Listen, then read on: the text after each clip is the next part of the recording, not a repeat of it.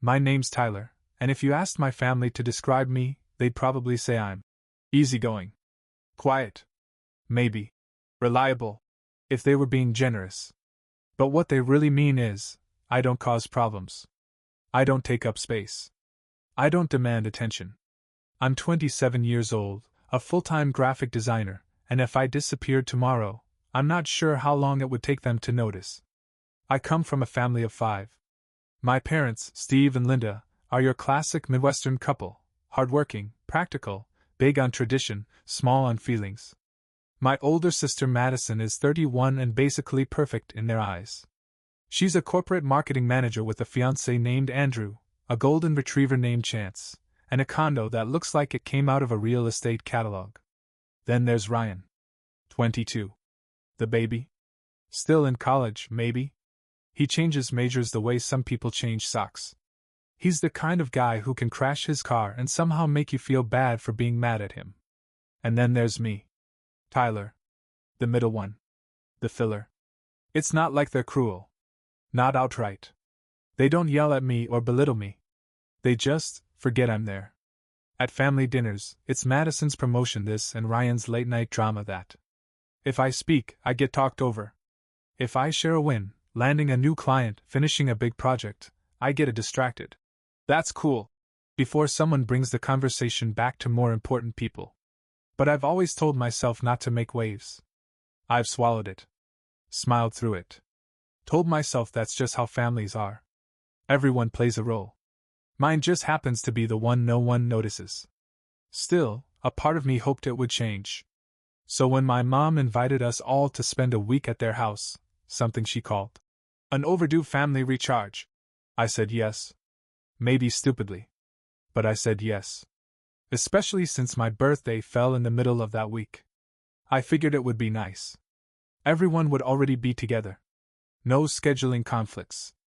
No excuses. I wasn't expecting a party. But maybe a cake. A card. A half-hearted happy birthday from across the room. Something. Anything.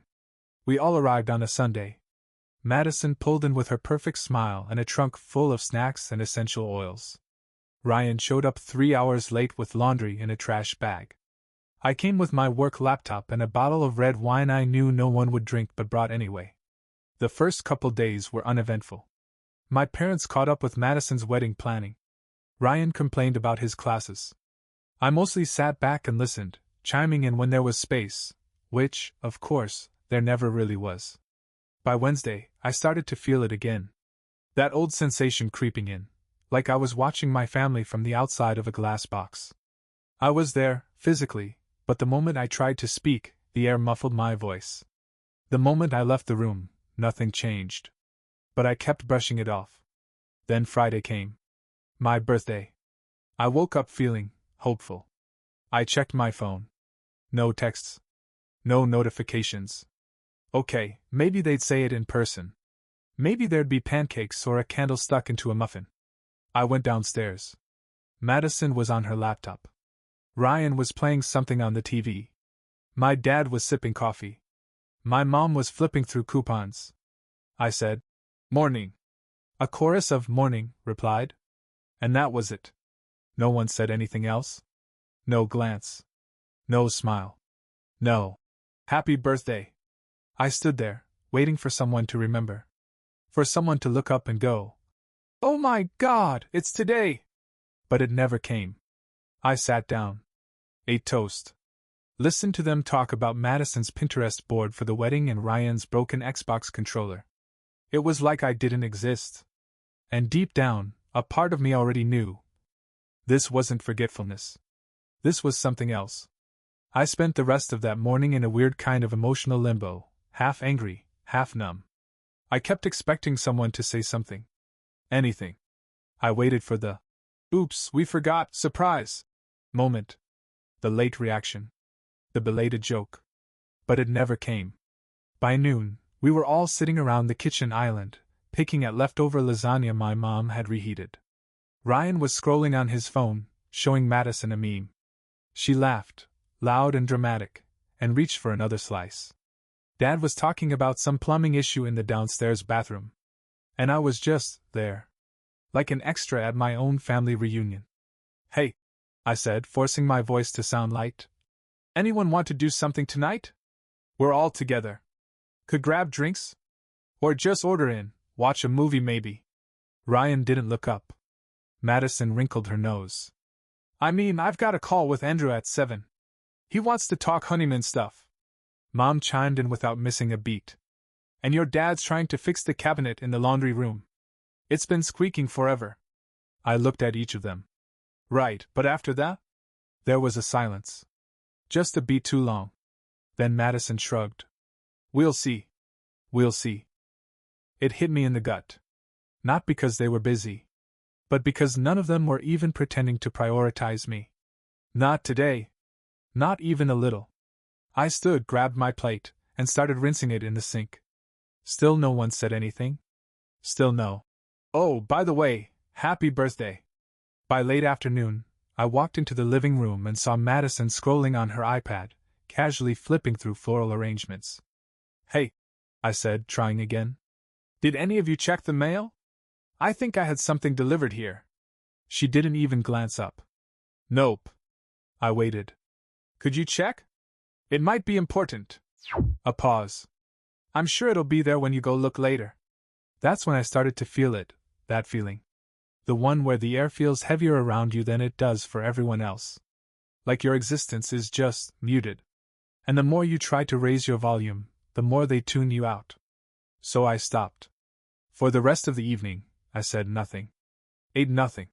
Participated in nothing. They didn't ask. And that's when it finally stopped feeling like coincidence. Because here's the thing, forgetting someone's birthday is one thing. But going an entire day without anyone mentioning it, not even once. That's not forgetfulness. That's intention. And suddenly, 100 little things from the past week clicked into place. The conversations that stopped when I entered the room. The dinner that started early one night, even though I was in the shower. The group laughter that seemed to come from behind closed doors. At first, I thought it was paranoia. But now I wasn't so sure. So that night, when everyone had gone to bed, I stayed up. Sat in the dim kitchen with a notebook and a pen. And I started making a list. Not of what they forgot, but of everything I noticed. Where they sat. Who they talked to. What changed when I walked in. What never changed at all. It wasn't just silence. It was choreography. They weren't just ignoring me. They were pretending I didn't exist. And if that's the game they wanted to play? Fine. I could play too. The next morning, I didn't say a word. I woke up early, made my own coffee, and took it to the front porch before anyone else stirred. No. Good morning. No attempt to insert myself. I just watched the trees sway in the breeze and thought, let's see how long it takes them to notice. The answer? They didn't. By the time I came back inside, Madison was in the kitchen pouring almond milk into her smoothie. Ryan was half asleep at the counter, tapping through TikToks. Dad was grumbling about the lawnmower. Mom was organizing coupons like it was a competitive sport. I sat at the table, fully visible. No one looked up. I ate in silence. And for once, I didn't try to fill the silence with something funny or warm or accommodating. I just existed. And that's when I realized how little my presence changed the atmosphere. Their conversations flowed right around me like water around a rock. But now that I wasn't trying, I started noticing things. The way Madison kept her phone tilted when she texted, shielded, quick thumbs, slight smile. The way Ryan got quiet and slightly smug when he came back from walking the dog, even though Chance barely got more than a few feet from the porch. At lunch, they all ordered from a Thai place, Pad CEW, spring rolls, mango sticky rice. I didn't get asked what I wanted. By the time I noticed the smell and wandered into the kitchen, they were halfway through eating. My mom looked up like she was seeing me for the first time that day and said, "Oh, did you want something? We figured you were upstairs." I was in the living room. For an hour. Right across from Madison. It wasn't just exclusion anymore. It was coordinated forgetfulness. So I played along. "Oh, it's fine," I said. "I had something earlier." Later that night, I tested it again. I slipped outside for 15 minutes, then came back through the side door. I heard them all laughing in the dining room. I peeked in quietly, just a glance, and saw 4 glasses of wine, 4 dessert plates, and someone closing a laptop quickly. They all stopped talking when I walked in. "Hey," I said casually. "What's going on?" Ryan stood up so fast he knocked over a fork. "Oh, nothing. Just catching up." The laptop had already been shut and moved aside. My dad changed the subject immediately, asking me something about gas mileage. That was the moment. I knew they were hiding something. It wasn't just a matter of being left out of conversations. It was conversations being constructed without me. Inside jokes I hadn't heard before. References to things that hadn't happened while I was around. Meals ordered and consumed while I sat 20 feet away. I didn't feel hurt anymore. I felt curious. What exactly were they doing behind my back? That night, I waited until everyone went to bed. At around 1 a.m., I crept downstairs in socks, avoiding the creaky board near the coat rack. I went into the kitchen and checked the trash, sure enough, 4 takeout containers from a bakery I hadn't even known they went to. 4 sets of cutlery. A wine cork I didn't recognize. Then I checked the laptop. Password protected, of course. So I did what any mildly tech-savvy guy would do. I waited until morning and borrowed Madison's iPad when she went to shower. There, tucked inside her Messages app, was a group chat named Family Core. 4 members. Mom, Dad, Madison, Ryan. No Tyler. The group chat was like watching a car crash you couldn't stop, gruesome, but you had to look. Family Core wasn't just recent. It had history. I scrolled up until the timestamps turned to months. The oldest message I could find was from nearly a year ago. Mom, Linda. Let's keep this space positive. Just us. Ryan. Ugh, finally. I love Tyler, but he just drains the vibe. Madison. Yeah, he always acts like we're obligated to care. It's exhausting. I stopped reading for a second. My hands were shaking, but not from shock, more like confirmation. The dots had connected. I just never thought they'd been forming for this long. I kept scrolling. Every message was like another cut, clean and casual. Let's do dinner Friday, just us. Don't mention it in front of Tyler. He gets all weird when we make plans without him. Just ignore it. Please tell me he's not coming to Thanksgiving. He's probably gonna make a big deal out of his birthday. Be cool. Be cool. Like my birthday was some kind of crisis to navigate. The worst part? None of it was explosive. No profanity, no deep-seated rage. Just quiet planning. Calm, polite exclusion. There were jokes too. Ones I didn't understand until now. Madison. Project Casper is still working. Dad. He really doesn't know. Amazing. Project Casper.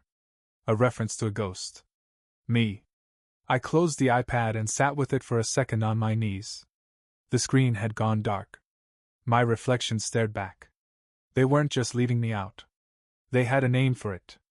I heard the water running upstairs, Madison finishing her shower, so I slid the iPad back onto the coffee table and returned to my room, silent. It would have been easy to rage. To scream. To storm into the living room and throw their words in their faces. But something in me had already shifted. This wasn't new. They'd just gotten better at it. And maybe I'd been better at ignoring it. I sat on the edge of the bed and stared at the blank wall across from me. The rage didn't boil over. It simmered. Controlled. Focused. Because now, I knew the rules of the game. And I was done playing defense. The next few hours passed in a blur. I kept quiet. Sat with them in the living room as they watched a movie I hadn't been asked to help pick. Ate dinner quietly while they recapped inside jokes I'd never heard. They didn't even notice how still I'd become. That night, I opened my laptop and started making a list, not just of what they'd done, but what I could do. Because if they wanted me invisible, they were going to learn what that really looked like. The next morning, I woke up at the usual time, but stayed in bed. I listened. Madison's voice floated up from the kitchen, something about her wedding venue being fully booked. Ryan was laughing at his own joke. My mom's voice was quieter, humming as she rearranged things in the pantry. My dad shuffled into the garage. The same rhythms. The same exclusions. I got up slowly, showered, and packed my bag. Not to leave, but just enough to look like I might. Then I turned off my phone and left it in my drawer. Project Casper, I thought. Let's see how they handle it when the ghost disappears completely. I didn't show up for breakfast. No one asked where I was.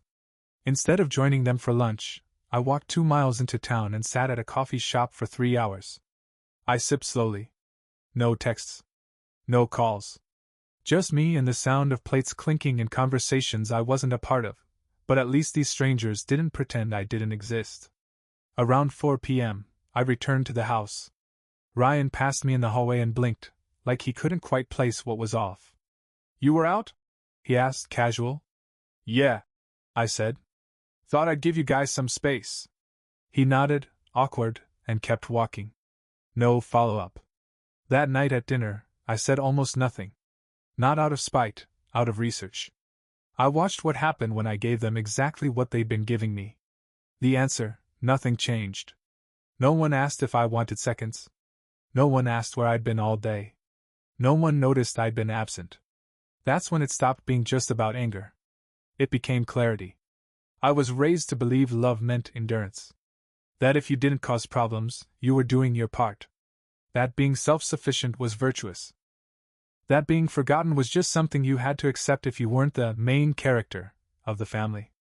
But sitting at that dinner table, chewing my food while Madison showed off her ring and Ryan argued about football stats with Dad, I realized something that made my stomach turn.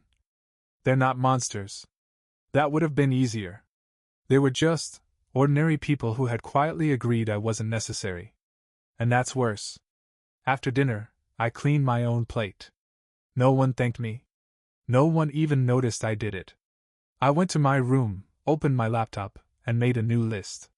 Not of what they'd done, but of what I would no longer do. I wouldn't ask to be included. I wouldn't remind them of my birthday. I wouldn't wait for invitations to meals. I wouldn't make space for them in my heart where they'd hung signs that read, "Do not disturb." The next morning, I left again. Didn't say where. Spent most of the day at a nearby lake. Ate lunch alone at a park. Wrote in a notebook I hadn't touched in years. Scribbled down every little way they'd made me feel invisible, not as a record of pain, but as a blueprint. When I returned, I walked in mid-conversation. They were eating Chinese takeout. Again, no portion for me. Madison said, "Oh, hey, you're back." Like I'd just been in the next room. I smiled. Yeah. Didn't want to get in the way. No one blinked. And that was the moment I knew it wasn't just that they'd excluded me. They expected me to stay excluded. But I wasn't going to rage.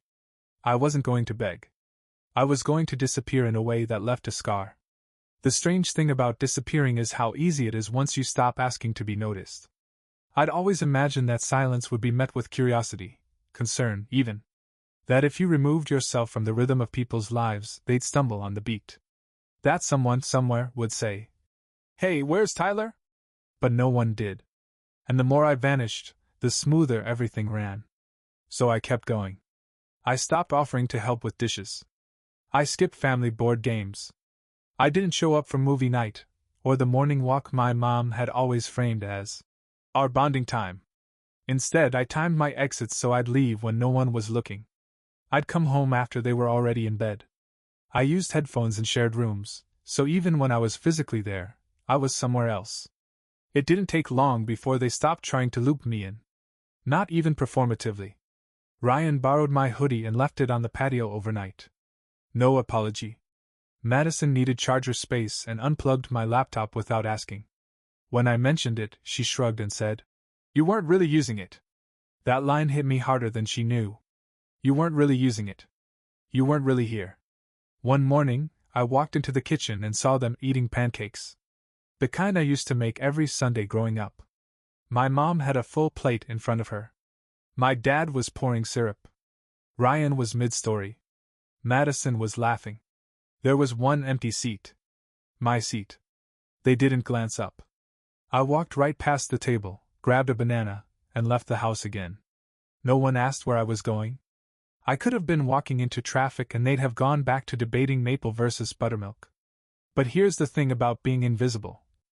If you lean into it, really lean, you become dangerous. Because when no one sees you, you can see everything. and I'd seen enough. I started packing. Slowly. Quietly. One sweatshirt at a time. One book here, one charger there. Not enough to trigger suspicion, but enough that I could leave without needing anything later. I knew when I'd go. I circled Sunday. They'd be doing brunch. Madison would dominate the conversation with wedding updates. Ryan would sleep in and make an entrance halfway through. My parents would hover. The same pattern. I'd just slip out. No note. No door slam.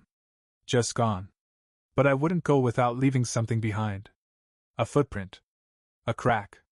I opened my laptop and started drafting a message. Not to them. To me. Something I could screenshot and time deliver later. A quiet. I saw what you did. You thought I didn't. You thought you made me small enough to ignore. Not a tantrum. A reflection. Because this wasn't about revenge anymore. It was about evidence. So when they told their friends, "We don't know why he left," I'd have the receipts. I wanted them to squirm. Not because I yelled. But because I didn't. That evening, as I walked in from another solo day, my dad looked up from the TV and said, "You've been quiet lately." First time he'd commented all week. I smiled. "Just tired." He nodded. "Long week." That was it. No deeper question. No concern. Just a vague acknowledgement that I existed and a pivot back to ESPN. And weirdly, I appreciated it. Because it confirmed everything. I woke up early on Sunday. It was still dark out. The house was silent, wrapped in that soft stillness that only exists before anyone else wakes, before coffee brews, before the world remembers to pretend again. I sat on the edge of the bed and stared at my bag. Fully packed now. Not rushed. Not messy. Just enough to leave without turning back.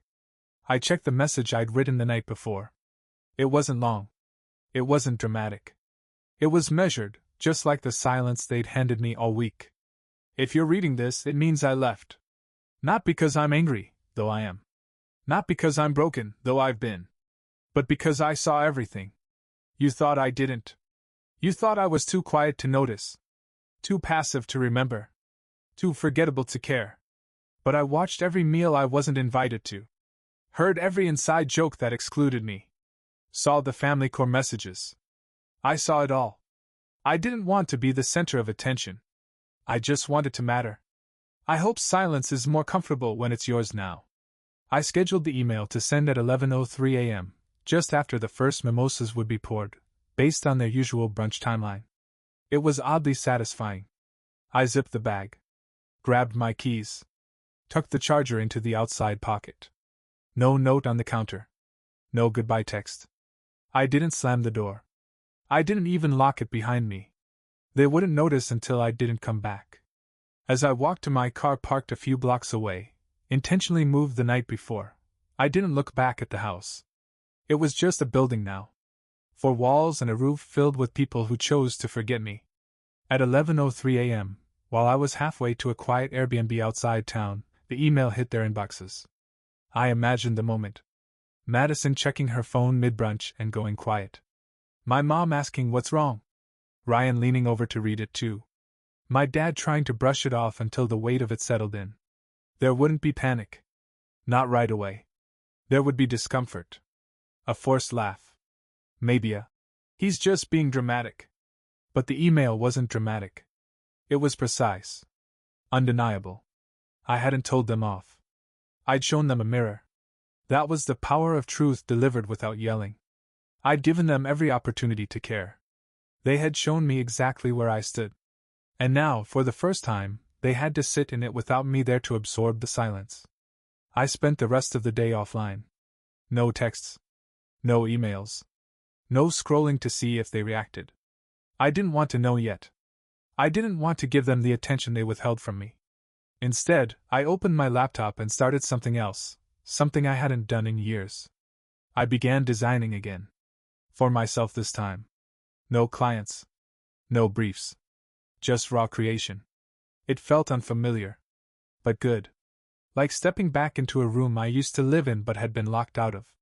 The pain was still there. But so was the relief. I hadn't burned a bridge. I just stopped carrying the weight of walking across it for people who never met me halfway. Madison was the first to see the email. She had just refilled her mimosa and was showing my mom photos of some floral arrangement she'd saved on Pinterest. Ryan was halfway through a scrambled egg rant about overpriced college books when her phone buzzed. She glanced down, expecting a text from Andrew. Instead, her smile faded. I know because I watched the security cam footage later. I'd installed a small cam near the front entrance last Christmas and forgot to take it down. It picked up sound. Not perfectly, but enough. Madison said. What the hell? My mom leaned in. What? Madison turned the phone around. The silence hit like a gust of wind. Ryan asked, What's going on? Then he got the notification too. His jaw clenched, and he immediately went to the group chat, Family Core Speech Balloon. He started typing something. Then stopped. My dad stayed still. He just kept chewing, slowly. Processing. Eventually, he said, Is he serious?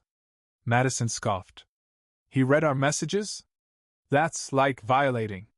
My mom looked pale. I thought he didn't even know we had the group. Ryan tried to recover. It wasn't that bad. We didn't mean it like that. But they all knew they did. My dad leaned back in his chair. He's always been sensitive. This is just another overreaction. Then why did he leave? My mom asked, quieter now. Why didn't he say anything? No one had an answer. Because the truth is, I'd said plenty. In the quietest ways. With every missed meal. Every offer rejected. Every retreat to my room. Every time I made space and no one stepped into it. They noticed too late. I didn't check my messages until the following evening. 27 notifications. Some from Madison. Mostly indignant at first. That was messed up, Tyler. You blindsided us. Then, we need to talk. You owe us that. Then silence. One from Ryan. Dude, okay, yeah, maybe we pushed it too far. Call me? My dad didn't write. But my mom did. I didn't know you felt this way. I wish you told me. I would have listened. And that one hurt. Because I had told her. Dozens of times. Through every birthday missed. Every story interrupted. Every conversation where she smiled and nodded and asked about Madison 5 seconds later. You don't get to ignore someone's silence and then blame them for not yelling. I didn't respond. Instead, I went for a walk. Real walk. No destination. No plan. I thought about how weird it is, that we're so used to noise, we don't realize the damage silence can do until it echoes. That's what I'd given them, an echo. A space where my voice used to be. Where my presence had been routine, unacknowledged. Now it was an absence they couldn't fill. And I wasn't sorry. I wasn't cruel. I wasn't trying to destroy anything. I just stopped pretending I was fine. And they didn't know what to do with that. 3 days passed before I powered on my phone again. I expected chaos. A barrage of missed calls, frantic texts, maybe even an email from my dad titled, Come home. Instead, it was quiet. Too quiet. 27 messages. A few from Madison. One from Ryan. A longer one from my mom. My dad didn't reach out at all. I didn't open any of them. Because by then, I didn't need to. I already knew what they'd say, some mix of shock, guilt, and carefully worded defensiveness. Not one of them would say, We knew. Because that would mean taking ownership. It was easier to act surprised. To act like my absence was the first loud thing I'd ever done, when really it was the result of 1,000 silences they'd handed me first. I spent that week doing things I hadn't made time for in years. I made breakfast slowly. Not the rushed kind you eat standing over a sink, but the kind with warm eggs, real toast, a full mug of coffee. I went for walks without music. Just footsteps and air. I sketched. Then painted. Then opened my laptop and started building a digital collection of everything I'd felt. Every version of myself I'd flattened just to fit inside their version of family. The pieces weren't sad. They weren't even angry. They were clean. Sharp. Abstract reflections of someone who had always existed just out of frame, and had finally stepped into focus. I titled one piece Unseen. Another half-set table. And one more exit wounds. They weren't cries for attention. They were documentation. By the time the week ended, I had a full portfolio. I uploaded it under a pseudonym, Casper Gray. A nod to the nickname they'd given me in the family court chat. The joke they thought I'd never hear. A local gallery actually reached out. They wanted to include one of the pieces in a community exhibit. Said it felt like isolation captured mid-exhale. That one sentence meant more than any birthday I'd spent at that house. I never replied to the messages. Madison had sent a long one eventually, part apology, part rationalization. I think we just got used to how quiet you were. That's not an excuse, but it's how it happened. Ryan's was shorter. You should have told us, man. As if I hadn't. Over and over again. Just never in the language they understood. Tears, outbursts, chaos. I'd only ever spoken in patience, distance, and retreat. They just never listened. My mom's was the hardest. I wish you'd given us the chance to fix it. But that's the thing about patterns, you don't get to fix them after they've become your foundation. You have to rebuild. And I wasn't staying in a house that used me as scaffolding. I moved into a small place outside the city. 1 bedroom. Big windows. Quiet neighbors. I bought a second-hand couch and a decent speaker. A place to cook. A place to think. Sometimes I still think about them. Not with rage. Just recognition. I recognize who they were to me. And who I will never be again for them. This wasn't about revenge. It was about remembering I exist. And choosing not to disappear for people who only noticed when I was gone.